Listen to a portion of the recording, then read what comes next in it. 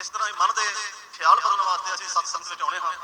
अज आपां गुरमत विचारां दी साँझ जो साडे नाल ज्ञानी भगवान सिंह जी डलेवाल पा रहे हैं, आओ असीं लाहा प्राप्त करिए।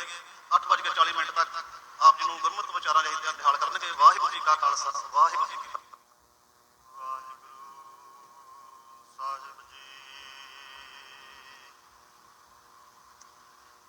श्री नानक ते आदलै दसवें गुर प्रयंत बारंबार है बंदना साहिब श्री गुरु ग्रंथ। जिसमें अमृत ज्ञान है मानक भगत बैराग। श्री गुरु ग्रंथ साहिब ओदद बंदों कर अनुराग। सिकता कंते मेर किए मेरों ते कन कीना। श्री गुरु गोबिंद सिंह नमः मम कैवल दानी दीना। हर गोबिंद नंदन नंदन को अब बंदन कै पद जे अरबिंदु। दुख दुंद ने कंदन आनंद कंद मुकंद बेलंद करे जिन हिंदू। तुर किंद ओडिंद निंद तिनै गुरु गोबिंद सिंह सब जग बिंदु। सरपिंद खरिंद खगिंद तूलंग बल बंड अखंड सुरिंद है हिंदू। वाहिगुरू जी का खालसा, वाहिगुरू जी की फतेह। परम सन्मान सत्कारयोग सतगुरु महाराज साहिब जी की साजी निवाजी होई गुरु सवारी गुरु खालसा साध संगत जीओ। आपां सरबत्तर गुरसिख माई पाई अत्यंत वਡਭਾਗੀ ਹਾਂ जो साहिबे कमाल साहिबे जमाल हक हक अंदेश गुरु गोबिंद सिंह बादशाह दरवेश गुरु गोबिंद सिंह। हक हक आगाह गुरु गोबिंद सिंह शाहे शहनशाह गुरु गोबिंद सिंह। ऐसे गुणां दे मुजस्मे सतगुरु कलगीधर दशमेश पिता अमृत के दाते श्री गुरु गोबिंद सिंह साहिब सच्चे पातशाह जी के सचखंड गमन अस्थान तखत सचखंड श्री हजूर श्री अवचर नगर साहिब विखे सतगुरु सच्चे पातशाह जी के अज सचखंड गमन दिवस के संबंध विच विशेष रूप दे विच गुरमत समागम उलीके गए हैं। दास तो पहले तख्त साहिब जी के हजूरी रागी साहबान भाई गुरप्रताप सिंह जी सतगुरु कलगीधर पातशाह जी की अमृतमई बाणी श्री अकाल उस्ताद दे विचों आप संगतां दे नाल काल की परबलता का जिक्र जो हजूर ने अपनी रचना द्वारा किया उसनूं सरवण कर रहे सी। जल कहाँ थल कहाँ गगन के गौन कहाँ काल के बनाए सबे काल ही चबाहेगे। साहिब सतगुरु श्री गुरु गोबिंद सिंह साहिब सच्चे पातशाह जी की अमृतमई बाणी महान ही रस भरी है अते अनंत ही छंदां दे नाल विभूषित बाणी है। जिहड़ा काल शब्द सतगुरु गुरु गोबिंद सिंह महाराज जी ने अपनी दसम गुरबाणी दे विच रखिया इस दे तकरीबन 3 अर्थां दे विच ये काल शब्द दसम पातशाह जी की बाणी दे विच आया है।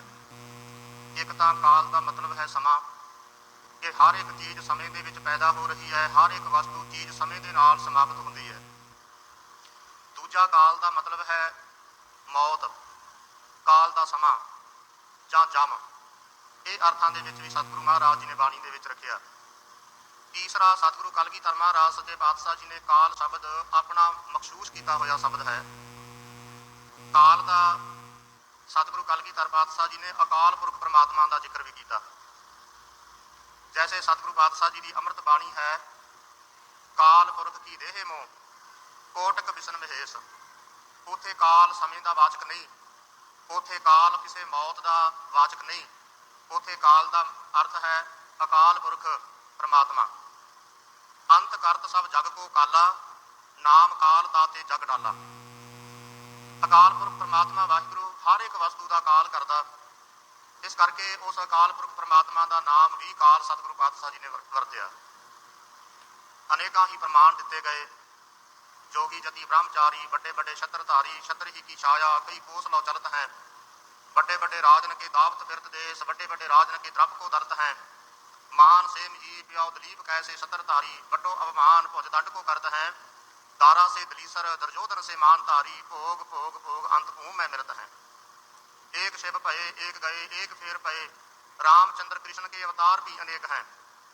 ब्रह्मा और विष्णु के ते वेद और पुराण के ते सिमरत समूहन कह होए हुए बताए हैं। मोहन दी मदार के ते अश्वनी कुमार के ते अंसा अवतार के ते काल वस भये हैं। पीर और पिकांबर के ते गने ना परत ते भूमि ही ते होए कहे फिर भूमि ही मलए हैं। सतगुरु कलगीधर पातशाह जी कहते इत्थे एक शिव भये एक गए एक फेर भये, रामचंद्र कृष्ण के अवतार भी अनेक हैं। इस संसार दे विच शरीर करके बेअंत ही केते इंद चंद सूर केते केते मंडल देश, केते सिद्ध बुद्ध नाथ केते केते देवी वेश।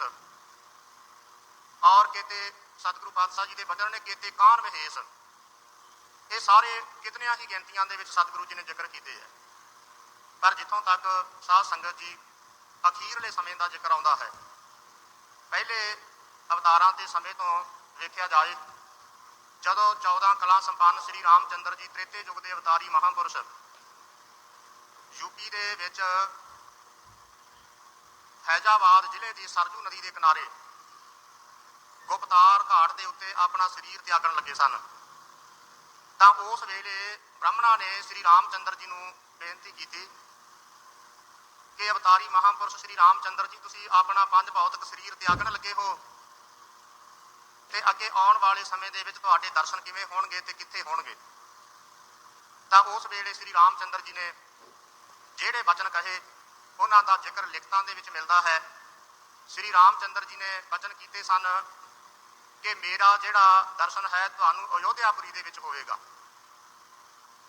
साध संगत जी जदों रामचंद्र जी सरजू नदी के किनारे अपना शरीर त्यागन लगे सन ते सतगुरु जी ने 24 अवतारां दे विच उसका जिक्र भी किया। राम कथा जुग जुग अटल, सब कोई भागत नेत, सुरगवास रघुवर करा सागरीपुरी समेत।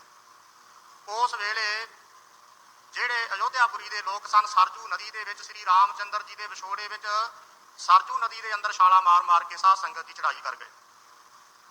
ਇਸੇ ਤਰ੍ਹਾਂ ਦੁਆਪਰ ਯੁੱਗ ਦੇ ਅਵਤਾਰੀ ਮਹਾਂਪੁਰਸ਼ ਸ੍ਰੀ ਕ੍ਰਿਸ਼ਨ ਭਗਵਾਨ ਜੀ ਜਦੋਂ ਉਹ ਸਰੀਰ ਤਿਆਗਣ ਲੱਗੇ, ਪ੍ਰਭਾਸ ਖੇਤਰ ਦੇ ਉੱਪਰ ਭਾਈ ਗੁਰਦਾਸ ਸਾਹਿਬ ਜੀ ਨੇ ਸ੍ਰੀ ਕ੍ਰਿਸ਼ਨ ਜੀ ਦਾ ਜ਼ਿਕਰ ਕੀਤਾ। ਜਾਏ ਸੁੱਤਾ ਪ੍ਰਭਾਸ ਪਰ ਗੋਡੇ ਉੱਤੇ ਪੈਰ ਪਸਾਰੇ, कि जिस वेले प्रभास क्षेत्र के उपर श्री कृष्ण जी बेफिक्र होके जंगल के पए सन, अपने एक गोडे के उपर दूसरी लत्त रख के पए सन।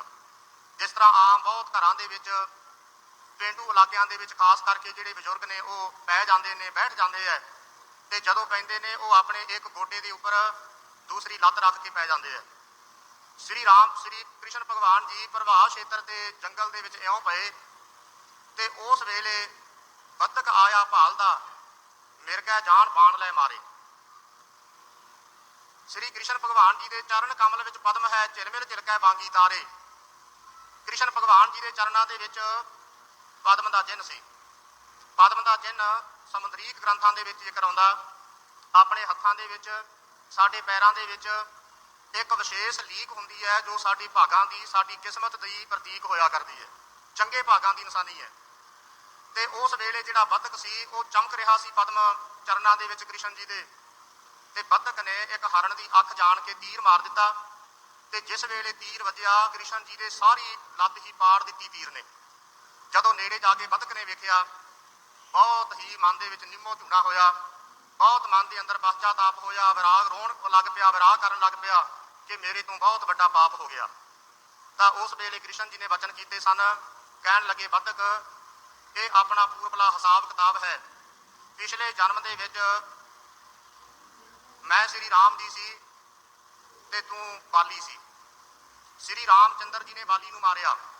ਕਹਿੰਦੇ ਅੱਜ ਉਹੀ ਇਸ ਤਰ੍ਹਾਂ ਦਾ ਇਹ ਆਪਣਾ ਪਰਸਪਰ ਜਿਹੜਾ ਇਹ ਇੱਕ ਦੂਸਰਿਆਂ ਦੇ ਉੱਪਰ ਕਰਜ਼ਾ ਸੀ ਮਾਨੋ ਲੱਥਿਆ ਹੈ। ਮਨ ਦੇ ਵਿੱਚ ਤੂੰ ਉਦਾਸ ਨਾ ਹੋ।